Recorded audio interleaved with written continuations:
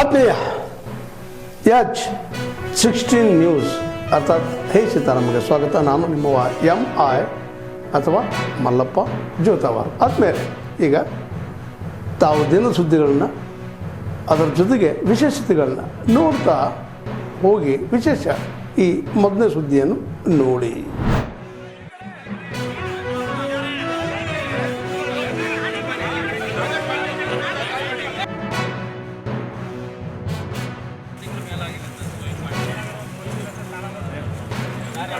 Sir ಮುಂದೆ ಹೋಗಬೇಡಿ.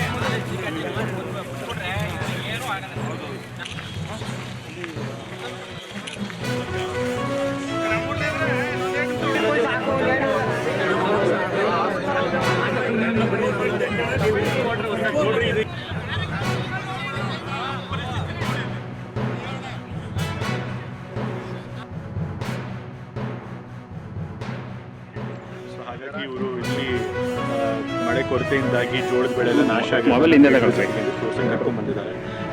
ಮುಂಚೆ ನಾನು ಚಾಮುಂಡೇಶ್ವರಿ ಬರುವಂತಹ ಪಟ್ಟಣ ಪಂಚಾಯಿತಿ ಮತ್ತು ನಗರಸಭೆಗಳಲ್ಲಿ ಕೂಡ ಕುಡಿಯೋ ನೀರಿನ ಸಮಸ್ಯೆ ಬಗ್ಗೆ ಒಂದು ಮೀಟಿಂಗ್ ಮಾಡಿದೆ.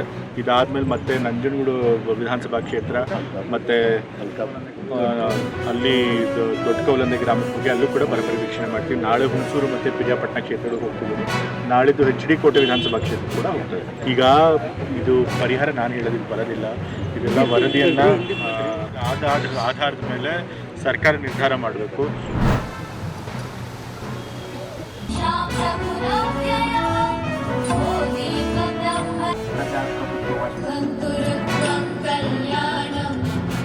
ಭಾರತವನ್ನು ಒಂದು ಸಾರ್ವಭೌಮ ಸಮಾಜವಾದಿ ಜಾತ್ಯತೀತ ಪ್ರಜಾಸತ್ತಾತ್ಮಕ ಗಣತಂತ್ರವನ್ನಾಗಿ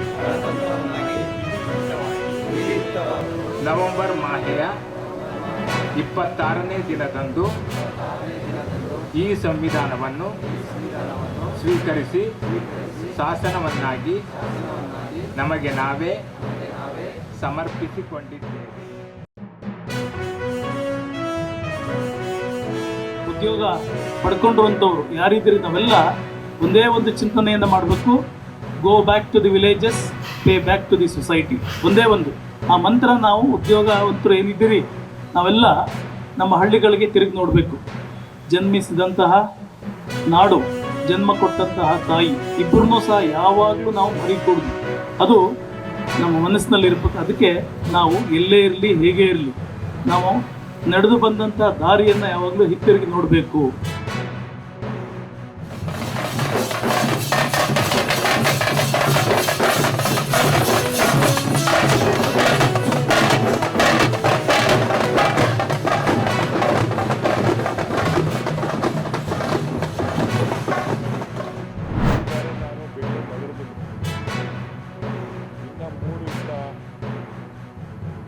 ಉದ್ಯಾನವನವನ್ನು ಮಾಡಬೇಕು ಅಂತ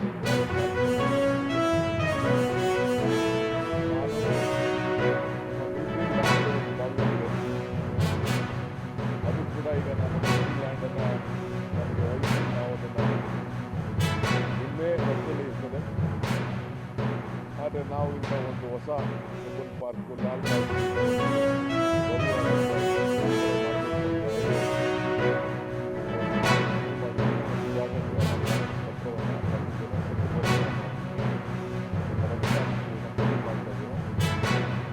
ವಾರಣಾಸಿಯಲ್ಲಿ ಈಗಾಗಲೇ ಡಿಫೆನ್ಸ್ ಲ್ಯಾಂಡ್ನ ತೆಗೆದುಕೊಂಡು ಆದೇಶ ಆಗಿದ್ದು ದಾಖಲೆ ಕೂಡ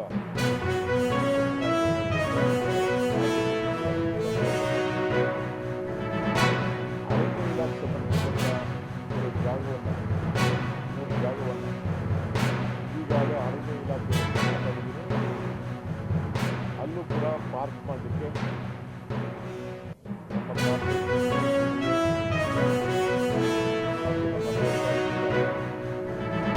ಎಲ್ಲರಿಗೂ ಜವಾಬ್ದಾರಿ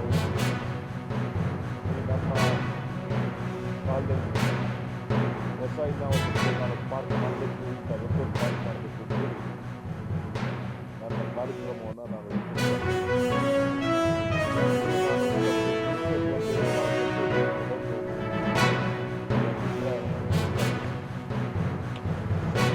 ಬರ ಪರಿವೀಕ್ಷಣೆ ಮಾಡಬೇಕು ಅಂತೇಳಿ ಹೇಳಿದ್ದಾರೆ.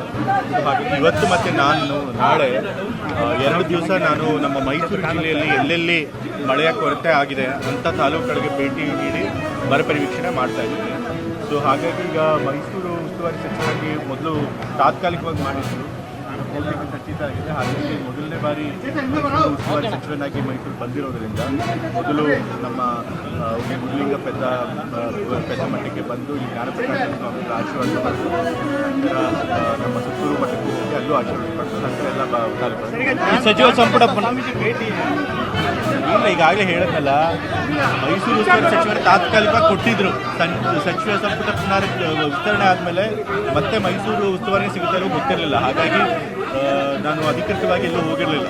ಈಗ ಮೈಸೂರು ಉಸ್ತುವಾರಿನೇ ಭೌತಿಕ ಖಚಿತ ಆಗಿರೋದ್ರಿಂದ ನಾನು ಮೊದಲನೇ ಬಾರಿ ಮೈಸೂರು ಉಸ್ತುವಾರಿ ಸಚಿವರಾಗಿ ಬಂದಿರೋದು ಮಟ್ಟಿಗೆ ಭೇಟಿ ಕೊಟ್ಟು. ಸರ್, ಸಚಿವ ಸಂಪುಟ ಬಗ್ಗೆ ಅಸಮಾಧಾನ ಇರುವಂಥ ವಿಚಾರವಾಗಿ ಕೆಲ ಹಿರಿಯ ಶಾಸಕರು ಈಗಾಗಲೇ ವರಿಷ್ಠರು ಯಾರ್ಯಾರು ಅಸಮಾಧಾನಿಸಿದ್ದಾರೆ ಅವನ್ನೆಲ್ಲ ಹೋಗಿ ತಾವೆಲ್ಲ ಇಲ್ಲಿವರೆಗೆ ಸುದ್ದಿಗಳನ್ನು ನೋಡಿದಿರಿ, ಜೊತೆಗೆ ವಿಶೇಷ ಘಟನೆಗಳನ್ನು ಸಹ ನೋಡಿದಿರಿ.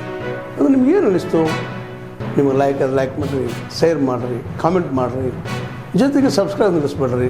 H16 ನ್ಯೂಸ್ ಅರ್ಥಾತ್ ಸತ್ಯದ ಕೈಗನ್ನಡಿ ವಂದನೆಗಳು.